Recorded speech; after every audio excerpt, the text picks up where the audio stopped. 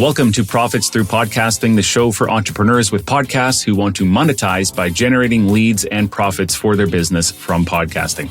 I'm your host, Joel Oliver, CEO of East Coast Studio. Should your podcast have video or not? This is a heavily debated topic that's kind of challenging to do a podcast episode for because things change so rapidly. So the information and technology can be outdated pretty quickly in the near future. People also like to debate what a podcast even is. Well, that's a show. They'll say that's not a real podcast. I'm not here to talk about that. We're not going to be discussing what constitutes a podcast, although I will put a little framework in place for what we're going to talk about at least. What we're doing is making content to generate business leads and revenue. And there is, of course, the focus on podcasting, but podcasting has some offshoots and there are so many different platforms it can be available on and repurposed onto, okay? So we won't get into debating what is a podcast, but for this episode, we will assume that you do have a traditional podcast in the sense that there is at least an audio version available on platforms like Apple, Spotify, and whatnot. You do have a podcast, whether or not it has a video component at this point. We're making a recording and distributing it on the podcasting platform. So that's a bare minimum, I think. So a key point to highlight here before we get into this, because it can be a little complex, let's differentiate between being on YouTube versus doing video, okay? So to be on YouTube, you don't need actual video to have your podcast available on YouTube. The audio-only version can be there. Now, you never needed video to get your podcast on YouTube. You could always put an audio-only version on there, but the way that happens has changed, especially with the shutdown of Google Podcasts, which was Google's equivalent to Apple Podcasts. They've moved everything towards YouTube now, and they've made it much easier to get an audio-only podcast onto YouTube and most likely more accessible to viewers, because when YouTube was 100% video focused, we questioned if putting an audio-only file onto YouTube would even get any traction. But now they're actually promoting it specifically with the podcast section of YouTube Music. So that's an upside. But anyway, you can already be on YouTube. If you have an audio-only podcast as it is, you can already be available on YouTube, and you definitely should be. But we're going to talk today about if that audio-only is enough, or are there any worthy benefits of adding actual video where people can see your face and perhaps your guest's face as well? First, let's touch on the downsides of actual video footage. So, number one, getting your face out there. Yes, I can see why you would be hesitant about that. I was certainly hesitant about it as well, especially if you're more of an introverted type or you just like your privacy. Well, you probably are happier sitting behind a microphone in your office, not having people see who you are. And it doesn't even have to be like a privacy thing. You maybe are just shy and you're not ready to be the face of something, and you're opening yourself to judgment when you put that kind of content out there. So there's a big leap in that regard, how you go from audio where no one can really see you to, hey, it's me, here I am, how confident am I right now? So there's that. It can potentially be more challenging to create quality video content as well. But this has changed, and my opinion has changed on it, and also people's habits have changed. There was a point in podcasting where you could do an audio podcast anywhere and it can sound great, and nobody knows if you're sitting in your closet in your underwear with a big mess behind you. They just wouldn't know. It sounded great. So it was arguably quite a bit easier to do an audio podcast that sounded highly professional. Video, on the other hand, well, now we're bringing a camera into the mix and we can see everything. So at the very least, we need a proper backdrop. We might need some proper lighting. The camera itself, is our laptop's camera adequate, or do we need a high quality camera? And if you went to video, you made that leap and it looked bad, well, now you've got a lot more judgment, especially let's say you're a professional business and the lighting is really dark, it's shadowy, you're in your kitchen.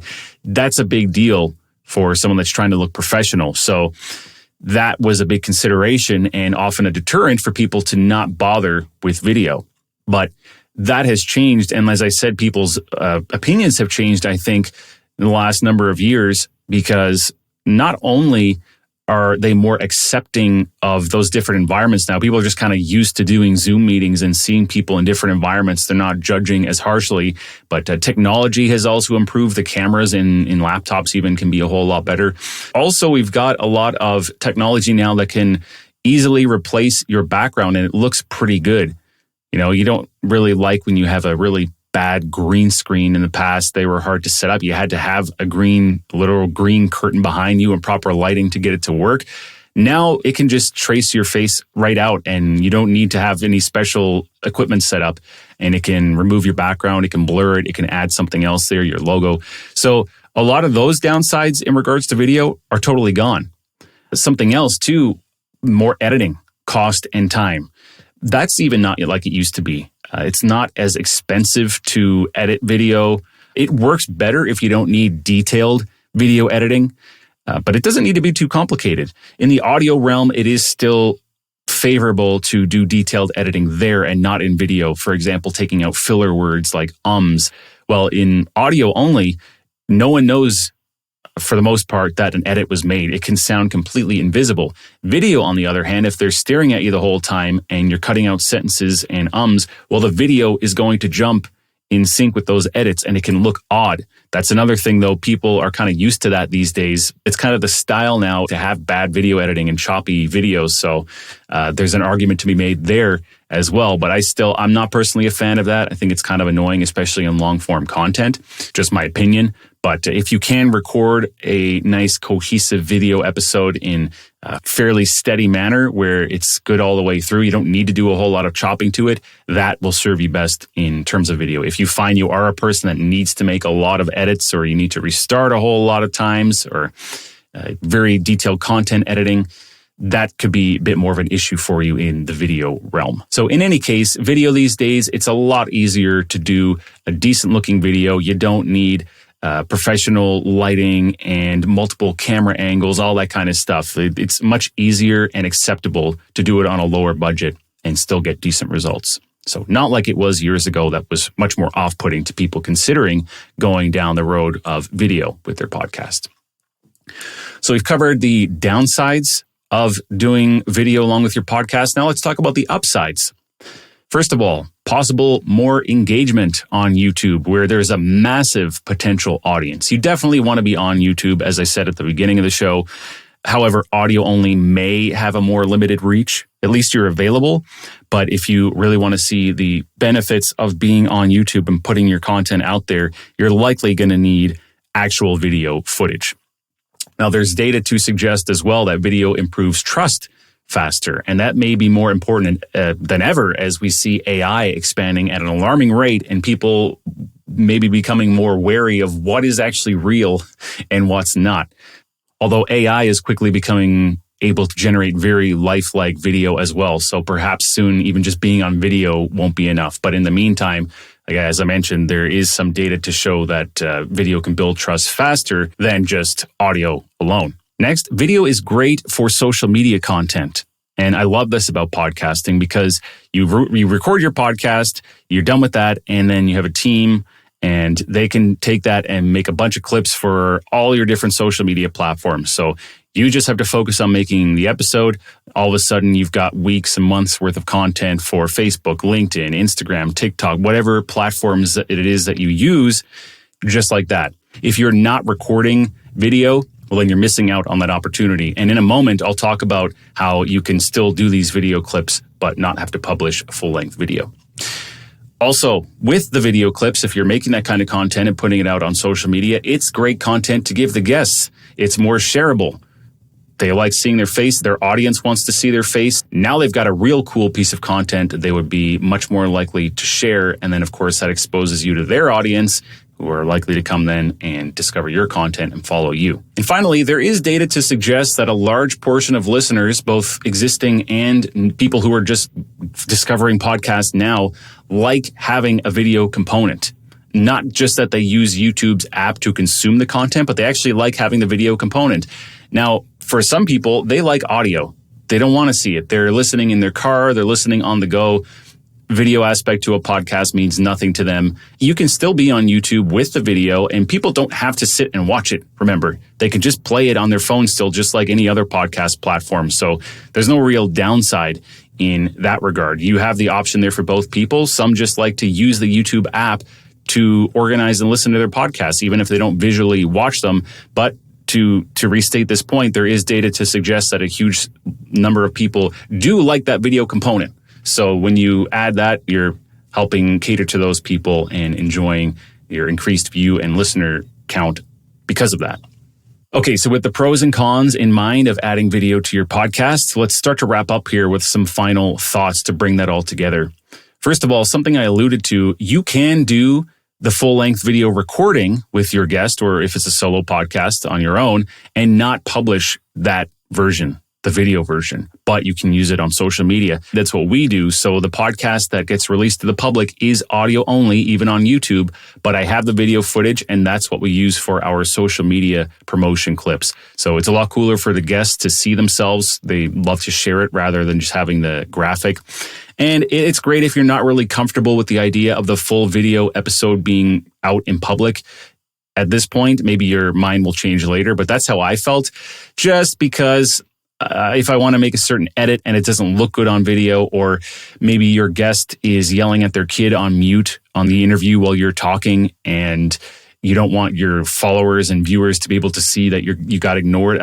Little things like that. Maybe you could call it real, but whatever the case, I'm just throwing examples out there as to why you may be uncomfortable sharing the full-length video, but you might still want those recordings for social media. There are some benefits there, and you can totally do that.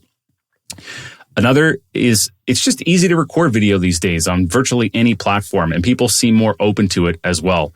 Back years ago, it was a lot more common to do audio only. Maybe there wasn't as much bandwidth. Different platforms just didn't handle video as well, or didn't offer it. As I mentioned, you didn't have a backdrop. You could see whatever was behind a person. All of that has changed. It's so much easier to record. People are so much more used to it. And getting your face out there is important as well.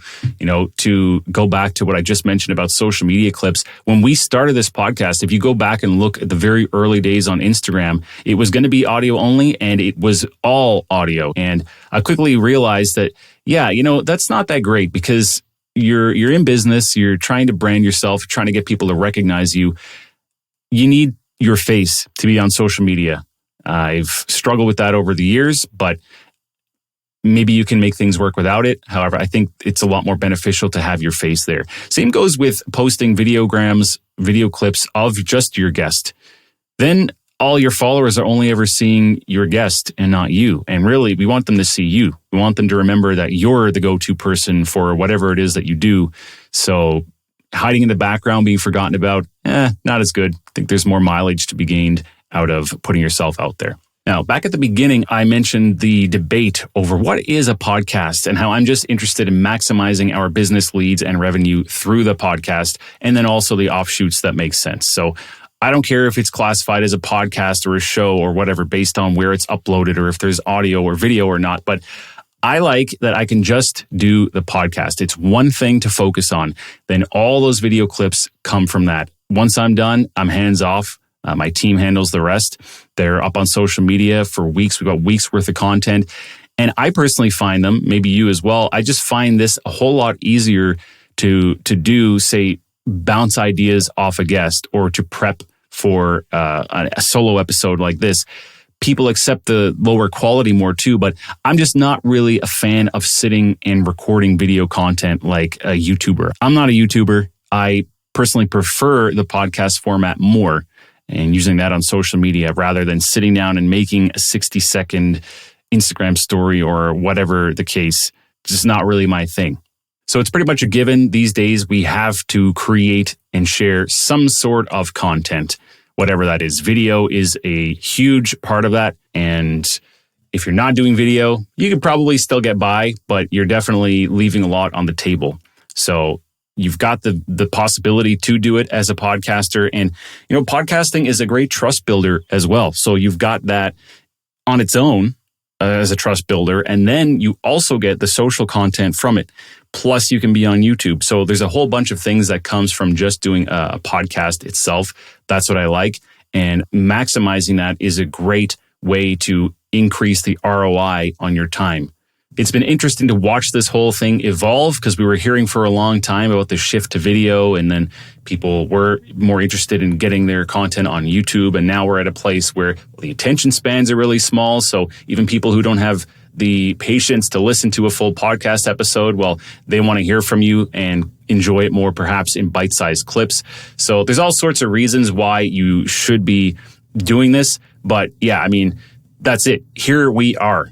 We heard the predictions. We knew it was coming. Video is here. Podcasting, of course, it's a massive thing. Audio only podcast, plenty of listeners, totally cool. But I'm all about getting the best results for my time. And to me, I see adding a video component to my podcast as part of that. Join us again next time on Profits Through Podcasting for more tips on how to turn your podcast into a lead and revenue generation machine for your business. And if you're ready to let a team of professionals handle your entire podcast production workflow so you can focus on the most important tasks in your business, visit eastcoaststudio.com/apply.